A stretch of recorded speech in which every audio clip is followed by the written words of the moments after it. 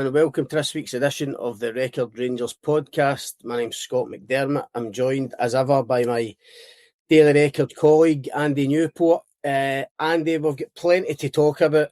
We've not really had a chat since the transfer window closed. Rangers getting their business done, or some of their business done on deadline day. But we need to start with the game last night, Kilmarnock at Ibrox. Both of us were there. Strange game of football, I must admit. This bizarre episode of Rangers getting booed off at half time when they were 1-0 up and going for a title. What did you make of it all? It's funny because I remember sitting in we went for a wee half-time refreshment. I remember sitting in the press room. I mean, the first half it was bad, but I think it was booed off bad.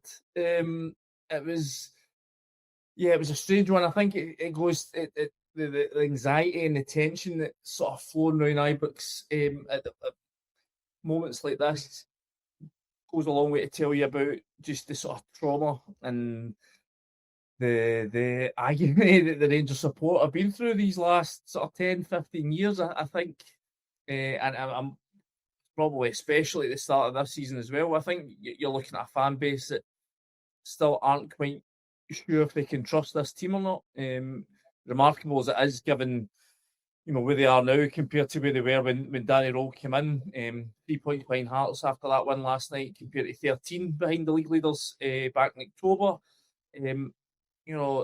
As much as Rangers have been very good, very consistent in terms of picking up results, I think we've yet to see a properly sparkling performance, and that goes for last night. I mean, I remember you saying to me last night, you're writing your match report, and it's pretty critical because of the way that the first half was quite poor, despite getting the man advantage and the goal really early with Kilmarnock conceding that 4th minute penalty. They didn't really kick on from there, and then they go and score a wee flurry of goals late on, and it makes the scoreline look really handsome. I know Neil McCann after the game felt that it flattered Rangers a lot. And I can see what he means because, for an hour, Rangers were really quite stagnant, quite tepid, devoid of ideas. Well, I should say, sorry, about 50 minutes, because I thought for 10 minutes they were good.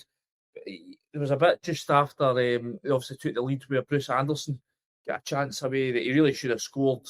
But from that moment on, the anxiety just filled the stadium. As I say, I think that just tells you a lot about the fact that the supporters still aren't utterly convinced by this team. What would you make it?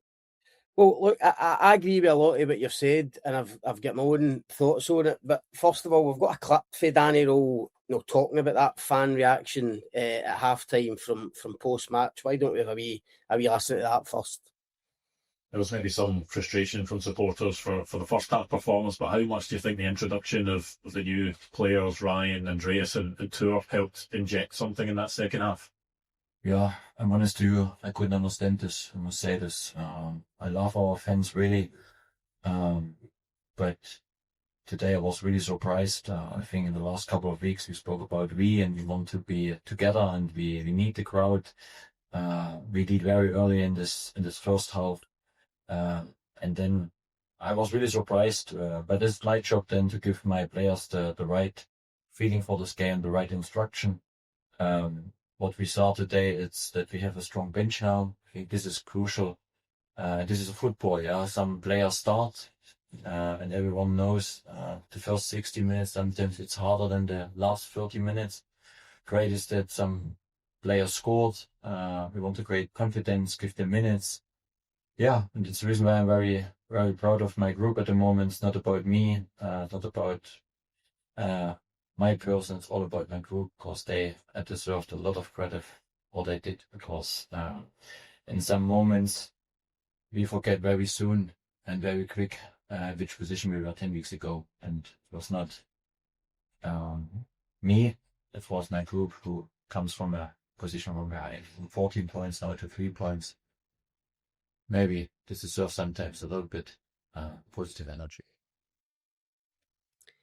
And he looked and sounded as kind of, maybe angry is too strong a word, but as kind of frustrated as I've seen him. Foolish. Yeah. And clearly that fan reaction had an impact on him. What I want to say first is, and I'm sure you'll agree, I think the atmosphere's poor at Ibrox at the minute for a team going for a title, and that's where I can understand a bit of Danny Rohl's frustration. Look, the performances haven't been brilliant, even in this great run they've been on in terms of closing the gap at the top, but the atmosphere isn't great. I mean, I kind of grew up with Rangers kind of being in neck title races, and when you'd go to Ibrox, even those type of games like Kilmarnocks and Dunfermline's and St Mirren's and that, because the crowd knew it was so tense and it was so tight, they were right up for it for the beginning. I mean, the place was always bouncing when Rangers were going for a title. It's not like that just now, and there are different reasons for it. I totally agree with you, and this is where it's the flip side of what Danny Rohl's saying, and maybe Disney, he doesn't quite understand. And what I mean by that is the pain that this Rangers support have suffered over the years. You said it earlier, the agony, the trauma. It's as if they've been psychologically scarred by what's going on in the last two decades, when they've been really, apart for a couple of years, been starved of success. They've put their faith in so many managers and so many groups of players, and then invariably been let down. And you mentioned the word trust. I think that's bang on. They cannot allow themselves almost to trust Danny Rohl and to trust these players. And look, in terms of atmosphere, it's always a two-way street. And I'm a great believer in the players. The team really has to do their bit to get the fans going. And what people might argue, it should be the other way about. The fans need to urge the team. And as I say, it is a kind of two-way street. But last night, the first half wasn't good enough. And I know Danny Rohl probably disagrees with that. He was talking about how difficult it is against 10 men, and Killie putting players behind the ball. But I think you'll agree there was a real, once the first goal went in, this Rangers team took the foot off the gas. It was as if think, right, we're 1-0 up against 10 men, we're absolutely fine. And they then lacked urgency, tempo, intensity. No, the way the first goal was obviously a penalty for James Tavernier, but the build-up, which led to the penalty decision, I thought was brilliant. And it was the real creativity that Rangers have lacked in recent weeks and have been crying out for. No, a brilliant pass for Jade Magoma into Mikey Moore inside. Moore, who was superb all night, is a great drive and run at the Kilmarnock defence, and then he produces a slide rule pass, beautifully weighted for Gassama, who'd got on the wrong side of Dom Thompson, gets hauled down and gets a penalty. So it was a brilliant start for Rangers, but then took the foot off the gas, and the crowd can sense that, and that's the thing Danny Rohl has to realise, is that this crowd, they have been through so much, good and bad, but they are educated. They know what a title-winning team looks like and what a team that doesn't win titles looks like. And last night, for that first half at least, it was the latter. I just say that I think it comes down to a lot of individuals. I think you made a good point when we were sitting at the game last night talking about that. There's also not clearly the fans are in a huff with a lot of these guys. Yeah, right. Just as on an individual basis, especially your Asgard Kwiatkowski's, because they are producing so little. Yeah. And Asgard's almost symptomatic of the Russell Martin reign, isn't it? I mean, it was Joe Rothwell who was the poster boy. Now it's Asgard who's the guy that is still being as pinned up as the reason for why, or a symbolic figure of what went wrong under Russell Martin. But there's just no connection there. I totally agree with you were saying sitting next to me last night. If you look back, the title-winning season of 2021, you had guys that either played for the club before, your Al McGregor's, your Stephen Davis, and who were proven winners first time round. Boyhood supporters as well. You get Ryan Jack, who grew up in Aberdeen, but massive Rangers fan. Yeah. Which so many of the sort of non-Glasgow Rangers fans can connect with, growing up outside Glasgow but still having that affinity with the club. Yeah. just guys, your Scott Arfield, guys that were just understood Scottish football, understood the mentality needed to be at Rangers. And I think, the question mark of this squad is, we discussed this to death at the start of the season. Did they have the mentality? No, I think under Danny Rohl, they went a long way to answering all of those questions, because at the end of the day, you don't get yourself from 13 points and basically dead and buried to right back, almost neck and neck in a title race without showing some proper grit. But I think you're right. It's about, last night was a chance to make a statement. Hearts obviously slipping up on Tuesday night. Rangers having conceded more ground at the weekend. Here's a chance to get to turn that ground back, but do it in a style, do it in a manner that dismisses any sort of doubt about this team. And you can't quite do it. They play in fits and starts. I say the first 10 minutes, I thought they were excellent. As you say, Mikey Moore, fantastic for the full game. But is there many round about them that have got that ability to go from minute 1 to minute 90? Not really at the moment. The new signings, I think, should help. The fact you've got guys like Oliver Ampman coming back, as much as he's not been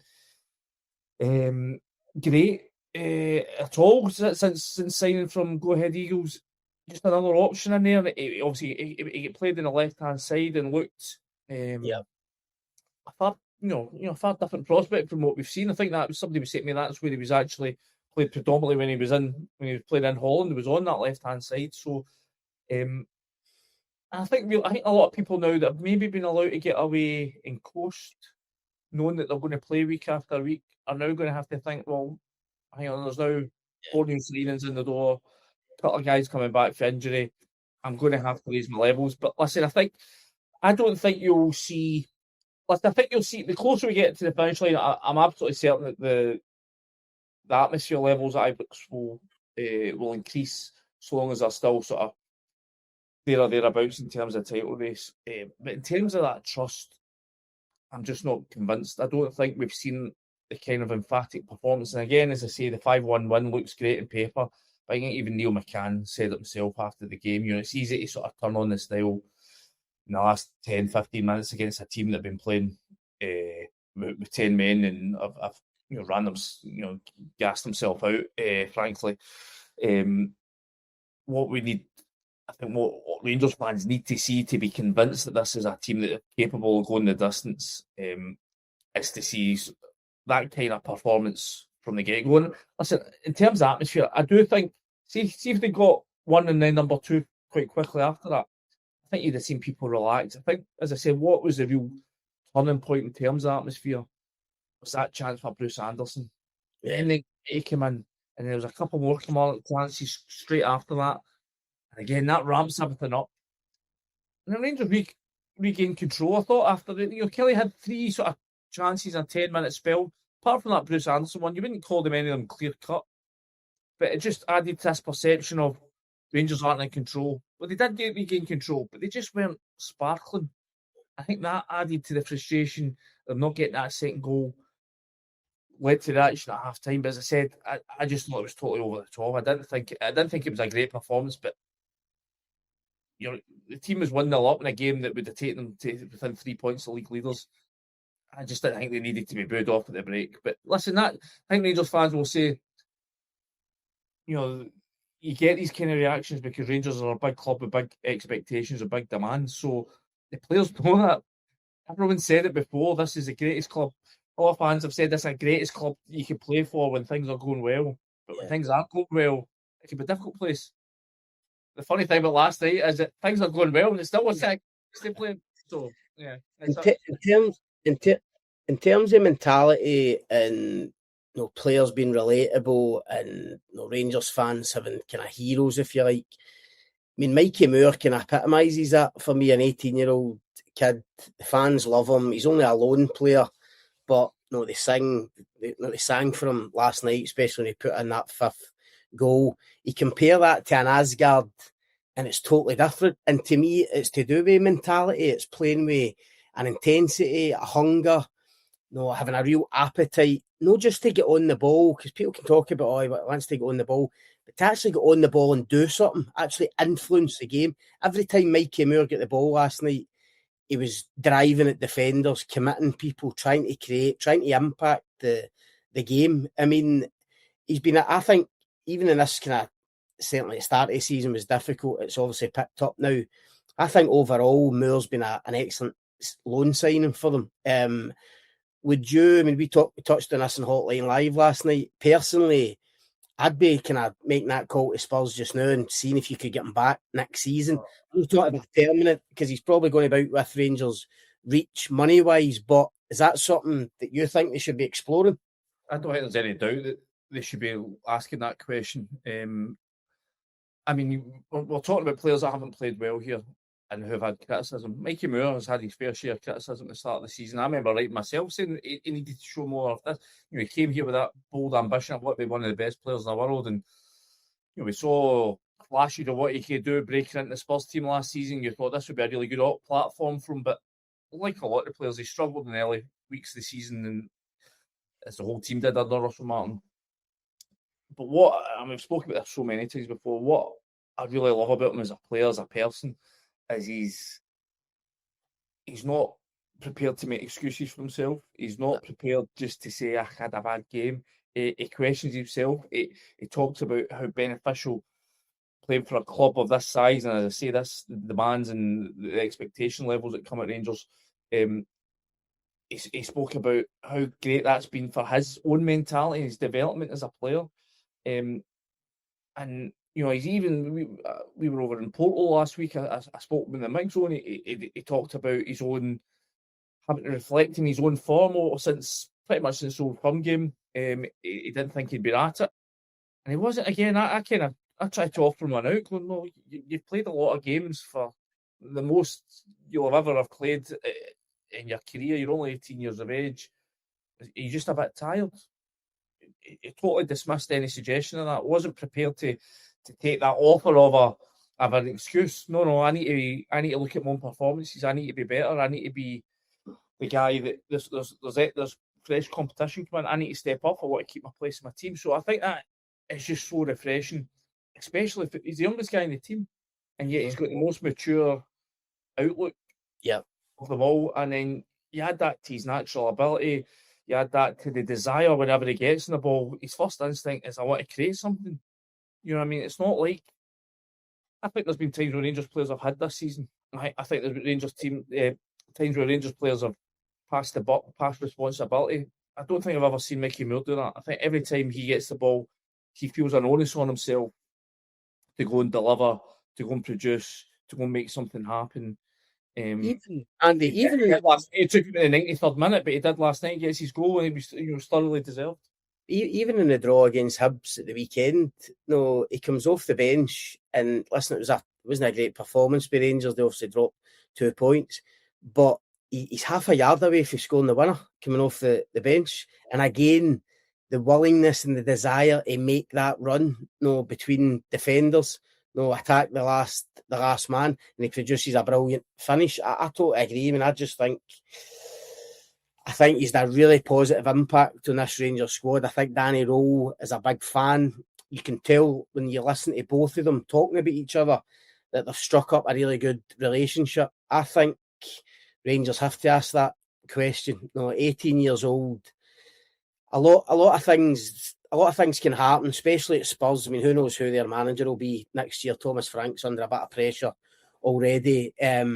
They might want him back. They might want him back initially, so you might need to wait. But Rangers, what they've given Mikey Moore in terms of a platform, you listen to him speak, he loves it up here. He feels as if his game's developed, he's improved as a player. I think getting another year's loan would be beneficial for everyone, for Rangers, for Mikey Moore, and for Spurs. So, I mean, hopefully they can get that done. He was. You say to that, sorry, Scott, it's just that having spoke to him last week in the mix zone and asked the question, I mean, we seem to ask the question every time we speak to him. Is there another chance another year? Do you fancy it? Have you been in discussions? I just get the vibe. I mean, he keeps sort of trying to push away any sort of talk about it and say, listen, it's not me that makes the decision. There's other people at the club, obviously at Spurs. And just judging from the way he answered last week, the body language, I kind of get the feeling that he probably won't be back. I think he maybe feels, obviously being a Londoner, I think he's a Millwall fan, but being a Londoner playing for a Premier League, a giant in Spurs, you've got to say. I think he'll fancy himself going back down and having a crack. He was obviously on the fringes of the squad last year, being almost just not long left school. Basically, he's had a year up here, playing a really tough environment. Who knows? Might go back down the road with a winners medal.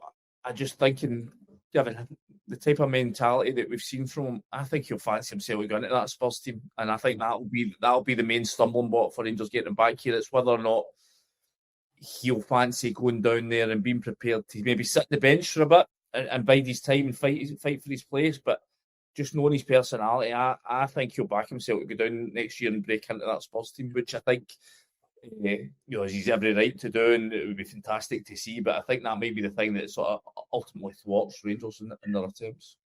Along with Mikey Moore last night, obviously the big plus point for Rangers, I thought, was the introduction of the subs, a couple of the new signings. You mentioned Antman earlier on, is obviously not a new signing, but he's come back for a kind of long-term injury. I agree with you. I think he looked sharp on the left-hand side, looked as if it suited him better, so it gives Danny Rohl another option. But the two main ones, I suppose, were Skov Olsen coming on and getting his debut goal. His first goal for the club. And Tuur Rommens, who we've had to wait to see him in action. Obviously, came in with a slight injury when he was signed. He's had to wait a few weeks. But you look at the fan reaction last night, even on social media, he was a guy everyone was picking out as being really impressive. And I agree. I mean, he looked like... I was saying last night, I mean, you've watched kind of Jaden Magoma do a decent job for Rangers this season at left back, young player on loan for Brentford, 19-year-old. And you think, right, he's done okay. And you feel sorry for Magoma in a sense because he's had to play probably too many games. They've had no competition there at all.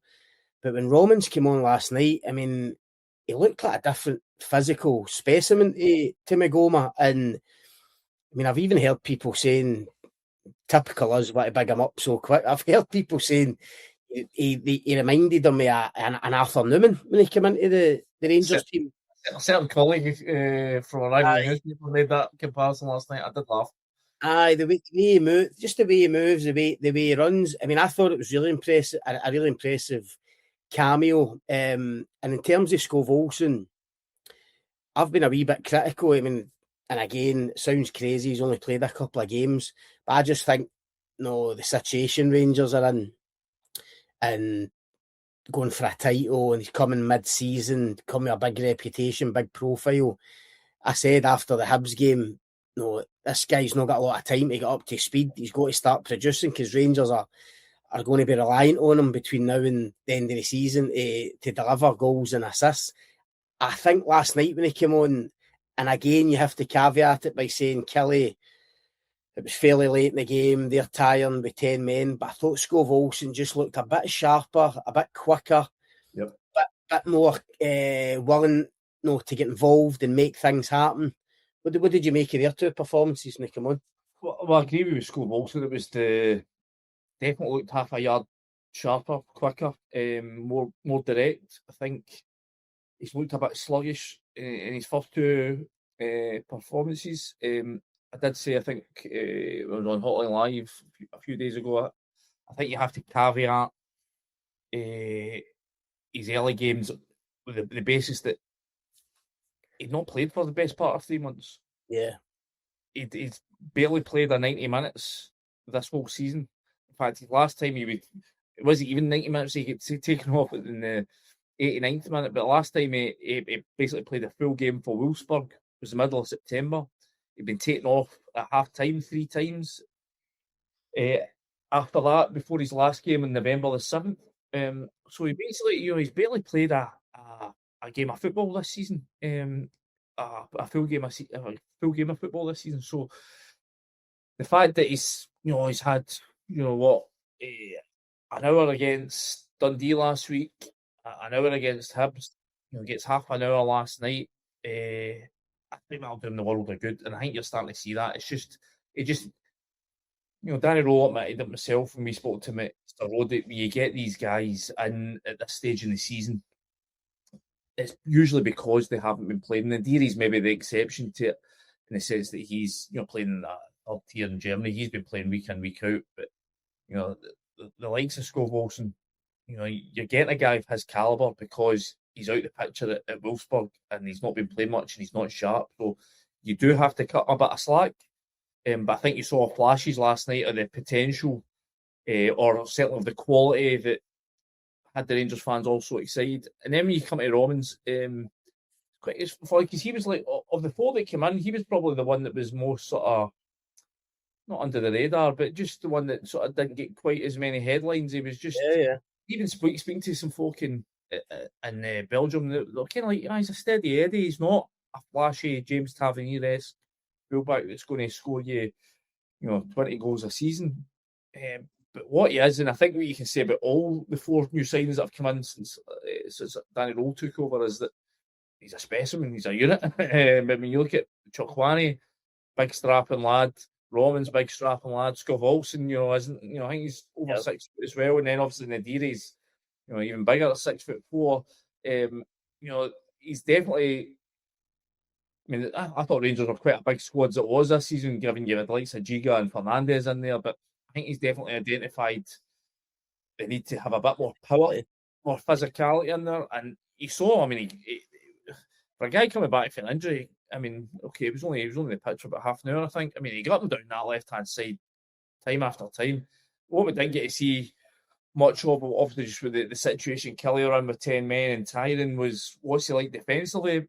From what I'm told, that's actually the sort of most reliable bit of his game. He's not known for getting forward, but he was charging forward, picking out crosses, picking out cutbacks. Obviously, gets an assist for the Antman goal, I think it was. I think he can. Listen, I can't remember the last time a Rangers player came in and hit the ground running and had fans immediately excited by his first performance. Even when you're talking about Nadiri last night, comes in, still trying to get to know everybody, but has a big chance to get off the mark immediately. And I think it was Scott Olsen set him up and excuse wide. You're talking about Scott Olsen's taking him a couple of games to get his goal. Took his goal really well last night, but his first two games were quite underwhelming. Chukwani at Easter Road was great off the ball, winning, nipping in and winning tackles, but didn't really show much in terms of what he can do on it. He had a chance at the Dundee game a few weeks ago where he sort of charged through the middle and on his weaker left foot sort of skews it straight to the keeper. I think there's been not people criticising them, but people certainly going. I think just some of the enthusiasm has eked away a wee bit just with the way that those guys have started. I think with Rollins, people are going off. If he keeps this, they've got a player in their hands. I think in terms of Nadiri, obviously he comes in last night for his debut, and it's a small sample size. Like, we're only talking about what he was on 20-25 minutes, if that, and he misses a chance. But my argument with that is at least they got a chance, because I've watched Rangers strikers this season, Sharmiti and Majovski, namely, who can go 90 minutes and don't ever look like they're going to get a chance. At Easter Road last week, Sharmiti just didn't get any opportunities in front of goal, and people. That's what he's looked like for a long time. Exactly. And people say, "Oh, they need to create for them," but of course there's a bit of that. But there's also some of it's also due to the striker. You need to get into positions to score. Do you know what I mean? And that's a bit like Cyril Dessers. You can say what you want about Cyril Dessers, but he was always in the chances to. Always in the position to miss the chances. What the time he took them, but he had this great knack at always just being with the ball dropped. Now, okay, he frustrated the life out of fans because he wouldn't take some of the chances, but I think if Rangers had kept Cyril Dessers, this season could look a lot different. I think Nadiri, as I say, it's early days, but I like to look at him. I like he looks like an all-action centre forward, which I think Rangers have lacked. He's willing to run channels. He's willing to chase loose balls, chase down goalkeepers. The fans latched onto that right away. That kind of work ethic, willing to graft. And he also, I think you also realise, and this is a guy who's been playing, as I say, third tier in German football. He's hungry. This is a huge opportunity. This isn't like a Chimiti. I don't think you can question Chimiti's attitude of late. I think he looked a bit sullen when he first came in, but I think Danny Rohl's getting in his head and made him work. But I think Nadiri realises that he's stepping up from the third division to potentially be Champions League next year if things go well. So I think he realises it's a huge opportunity for him. He's excited by it. He's enthused by the project. He looks hungry, and I don't think it'll be nice to play against. I think if I'm a centre back, I don't think you'll be looking forward to playing against him with that physicality, that desire, that willingness to work. So I've got a feeling he'll be a good one. Look, time's getting away from us slightly, but we need to try and look ahead. I mean, obviously they've got Queen's Park in the Cup at the weekend, which feel daft saying you expect him to get through, but after what happened a year ago, you just never know. But you think they would ease through that tie, and then they've got a massive week. And I mean, away to Motherwell, in form, Motherwell absolutely flying. I mean, their home form is ridiculous. Motherwell, this amazing, this mad run they've been on, where they've only conceded 4 goals. They've only been behind for 23 minutes in the last 14 games or whatever it is. I mean, they're in unbelievable form. Rangers need to go there, and then it followed up by a home game against Hearts. Obviously, the league leaders might not be league leaders by then, but massive game against Hearts on the Sunday. How do you kind of view the week ahead for Rangers? And I mean the Queen's Park game included, because that game will be crucial, not just to get through in the Cup, but in terms of how Danny Rohl uses his squad, many minutes he gives these players that we're talking about. In my view, your Skov Olsen, Nadiri, Rommens, even Chukwani, I would have them all playing some part on Sunday to get them up to speed, because I think they 4 new boys, he has to be looking to start them at first part to give Rangers the best chance of winning. What do you think? I totally agree. I mean, there is always a risk in these games, injuries and things like that. But I think you do I think he'll take the kind of approach he took in Porto, which, different circumstances, but, he basically gave his big men, his key men, his key figures an hour. The game at that point he got away for Rangers. It'll be the flip side. You want them to go out, get Queen's Park out road early, get them off, give them an hour on their legs, get them off, and then you give some other guys some game time. But I think especially the newcomers, you want to get these guys. As you see, Skov also needs rhythm. Nadiri needs to get in that rhythm. Chukwani needs to find his feet in Scotland. I mean, I think in some ways it would probably be better for them going away from home and just playing in a more uncomfortable environment. But Saturday's a chance to get a bit, continue the momentum. And then, as you say, I mean, in terms of how big is Motherwell and Hearts, it's pivotal. Rangers take 6 points out of this. Then I think you've got to say that they're now looking like favourites. Not far off it. I mean, listen, I still think it's really tight. Really close to too tight to call at the moment. I think obviously Hearts. I was in Paisley on Tuesday night to see Hearts against St Mirren. I suppose I've seen Hearts this season in an attacking sense. Obviously they went down to 10 men as well, so that doesn't help. Defensively, I thought they were excellent. Really unlucky to concede that goal, the winner, 2 minutes time. But I think what you're seeing with Hearts is that injuries and suspensions are starting to catch up with them. Obviously, Craig Halkett's going to be suspended for Edinburgh Derby next week. Yeah, they've got a slightly smaller squad than both old firms, so you're now starting to question if they get the bodies that are going to get them through the finish line. Things will, in terms of the fixture list, calm down. I think we've still got a couple of weeks worth of midweek fixtures coming up, but things will calm down after that. But I think you're starting to see Hearts being stretched in the way that they haven't really been to until this point. No firm have had to cope with Europe. Rangers now being out of Europe is a bonus to them. They can now properly focus on these 2 remaining domestic competitions. But I think if as you say, you look at Malone and the fantastic form they're in. I think they're only defeat in the last, as you say, 9-10 games has been against Rangers. If Rangers can go to third part, which is you only have to look at the Celtic game that under Nancy. I mean, it was under Alfred Nancy, but I mean they get an absolute down there. Frankly, 2-0 was a 2-0 hammering that night, and then then the acid test is Hearts. You know, obviously Hearts haven't been beaten by either side of the Old Firm this season. If Rangers can topple them, get themselves, you know, at the least level at the top of the table, if not ahead, depending what happens in the derby on Tuesday, then, you know, I think Rangers have got a real. Then I think you'll see that excitement, the buzz about Ibrox come back that we've not seen. I think then you'll start to see the fans a wee bit of that trust, a wee bit of that belief. Maybe this is on. I still think there's too many fans that are scared to think that this could be on. I think they're worried. They've been let down too many times before. I don't think there's many allowing themselves to dream. I think if they can get through this week with obviously getting through in the cup and 6 points at Fir Park and then against Hearts, then I think the dream's on. That's what I was going to say right at the very start when we were talking about the fans' lack of trust and, you know, the atmosphere and stuff. I was going to ask, you know, what's it going to take to make them believe? But I think the next week will be crucial. As you say, if they take 6 points, Motherwell and Hearts, the atmosphere at that Hearts game could be the turning point where they do actually start to believe that they're going to win this. Yeah. You know, definitely. You know, just going back to what we're saying at the start, I mean, I just think there's so many fans that have been, as I say, let down time and time again by this club, by this, you know, groups of players. But you know, if they can win them over with a big week, then yeah, I think you'll sense the growing momentum that could potentially take them all the way to the finish line. Yeah. I was going to put you in the spot, Andy, and ask you for a points prediction for the 2 games, but I'll save that for next week because we're out of time. That's us for another week. But thanks for listening.